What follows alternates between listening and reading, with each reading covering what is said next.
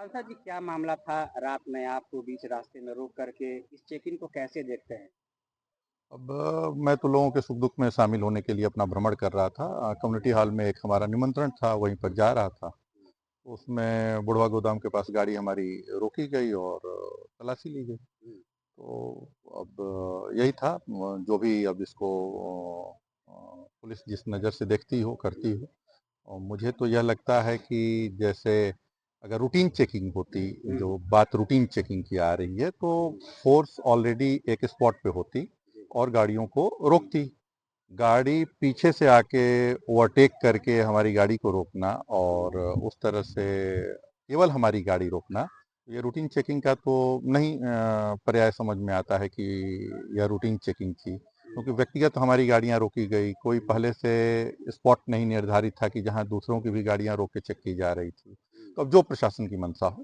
क्या लग रहा है कि सांसद जी जिस तरह से अब फील्ड में अब सक्रिय हो गए, उसको लेकर के जो है विरोधी अब डरने लगे हैं क्या? किस तरह के हथकंडे अब अपना रहे हैं अब कि ये समझ से रोका? परे है हुँ, कि जो इंसान 6 वर्ष रहा नहीं यहाँ बिल्कुल। पर हुँ, जनता के बीच में, अब वो आया है, न किसी पद पर है, न कोई किसी को लाभ दे सकता है। हुँ, उसके चलने से, उसके लोगों के सुख दुख में शामिल होने से किसी दूसरों को क्या दिक्कत हो सकती है। हुँ। क्या सत्ता के हूटर लगे काफिलों पे भी पुलिस की कार्रवाई होगी है?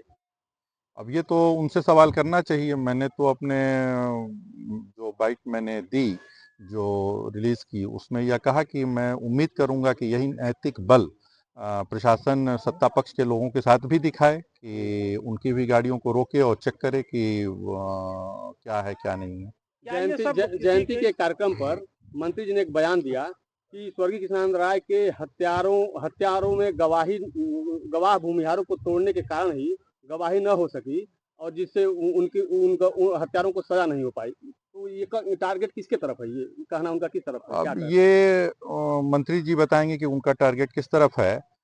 मेरी समझ से मंत्री जी को कुछ भी बोलने के पहले थोड़ा होमवर्क कर लेना चाहिए। देखिए, व्यवहारिक ज्ञान की उनके पास थोड़ी सी कमी है, ये तो हम समझ सकते हैं, क्योंकि लगातार नौकरी में रहे 30-40 वर्ष। हैं? लेकिन डाटा डॉक्यूमेंटेड जो है, उस पर उनको होमवर्क करके बोलना चाहिए। हम्म, जहां तक मुझे जानकारी है, चूंकि मैं मोहनदाबाद विधानसभा का रहने वाला हूं, भावरकुल थाना अंतर्गत यह घटना हुई थी 29 नवंबर 2005 को।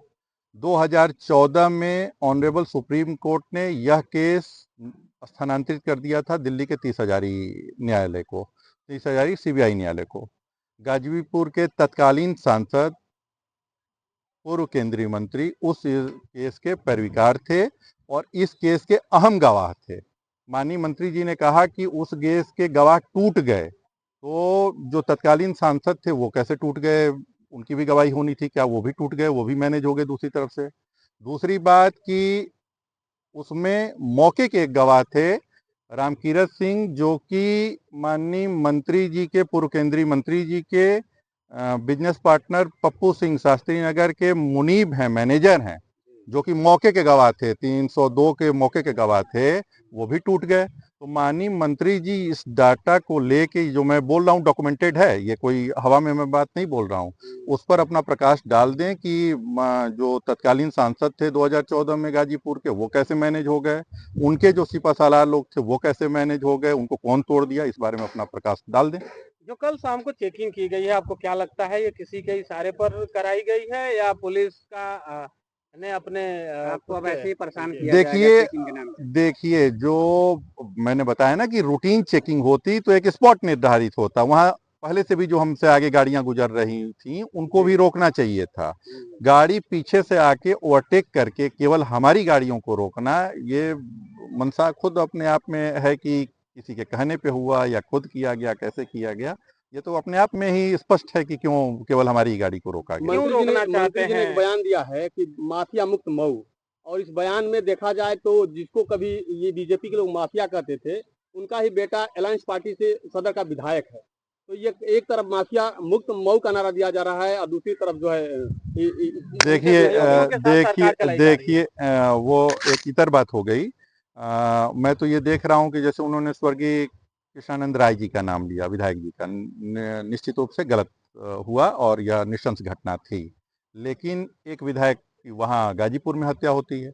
एक पैरेलल उसी के कुछ दिन बाद उसके बाद यहाँ पर एक विधायक की पूर्व विधायक की हत्या होती है। उनके हत्यारोपियों के साथ मंच साझा करना, मंच को सुशोभित करना, उनके साथ अपने पोस्टर, बैनर और ये छपवाना, तो उनसे कब मुक्त कराएंगे माननीय मंत्री जी मऊ को, जो उस विधायक में जैसे कि आसमान से गोलियां नहीं बरसी, एक कथन उनका यह आया। तो स्वर्गीय कपिल देव यादव जी के विधायक जी की जो हत्या हुई, उसमें क्या आसमान से गोलियां बरसी थी? और उनके हत्यारोपियों के साथ मंच साझा करना, मंच को सुशोभित करना, ये कहाँ का न्याय है? दो पैमाने नहीं चलेंगे। अगर माफिया मुक्त करना है तो उधर से आप मुक्त करिए, तो यहाँ भी मुक्त करिए। दो पैमाने कैसे चलेंगे? क्यों रोकना चाहते हैं ये लोग अतुल राय को?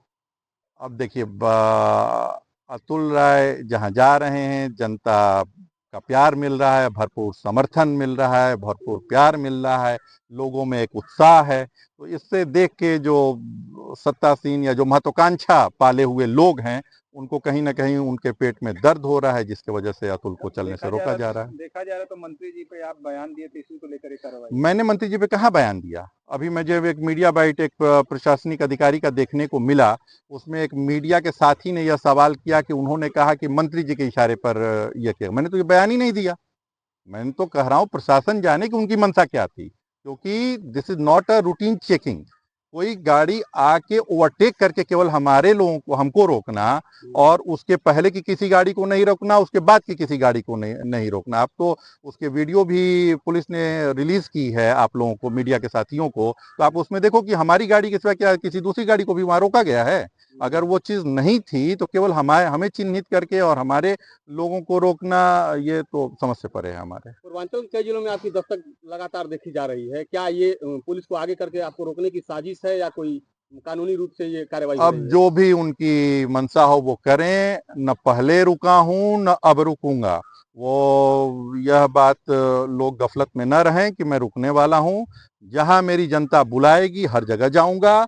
अगर दोबारा गाड़ी चेक हुई और चेक करने के नाम पे अगर उनको दिक्कत हो, मेरे साथ 2-4 गाड़ियां अगर चल रही हैं, सब कुछ खत्म कर दिया हूं, बहुत सीमित संसाधन लेके चल रहा हूं, अगर इसको भी रोकने का प्रयास किया जाएगा तो मैं गाड़ी छोड़कर गांव-गांव में रुकूंगा, वहीं रुककर अपने लोगों के सुख दुख में शामिल होऊंगा, पैदल चलूंगा। जब से आपकी चहलकदमी तेज हुई है, बाहुबल और माफिया का नाम तेजी से जनपद में लिया जा रहा है, क्या ये राजनीतिक कोई स्टंट है या कोई रणनीति? देखिए, जब किसी को कुछ मिलता नहीं है, विकास पे बात होनी चाहिए। अब मैं तो समझ नहीं आ रहा है कि मैं ये नहीं मानता था, लोग कहते थे कि एक ब्यूरोक्रेट जरूरी नहीं कि अच्छा डेमोक्रेट भी हो सकता है, लेकिन एक इतने उच्च पद पर आसीन व्यक्ति कट्टा, बंदूक, पिस्तौल, जींस और जूता की बात अगर कहने पे उतारू हो गए, अपने विकास कार्यों को गिनाने के बजाय अगर वो इन सब पर उतारू हो गए, तो हमें नहीं समझ में आ रहा है कि पिछले 4 साल उन्होंने मऊ में क्या किया कि उनको यह सब बातें बोलनी पड़ रही हैं। मेरी शुभकामनाएं हैं उनको कि वो अच्छा करें, विकास के नाम पे करें, और विकास के नाम पर अपने वोट मांगे, मतलब चुनाव लड़ना है चुनाव लड़ें, या जो भी आगे भविष्य की उनकी योजनाएं हैं उस पर करें। इस तरह की बातें राजनीति में निराधार हैं, कहीं कोई मतलब इनका नहीं। विकास के नाम पे आप कह रहे थे कथा कथित विकास पुरुष हैं, वो विकास कर रहे हैं मऊ में। मेरी समझ से विकास का मतलब लाइट लग जाना और जगमगा जाना कुछ एक सीमित जगहों पे, इसको विकास नहीं कहते हैं। विकास कल्पनाथ राय जी ने किया, यहाँ पर विकास हर जगह उनके नाम पे जिला बना, वो शिल्पकार थे और उनका विकास हर जगह दिखता है, और जनता कहती है कि कल्पनाथ राय जी की यह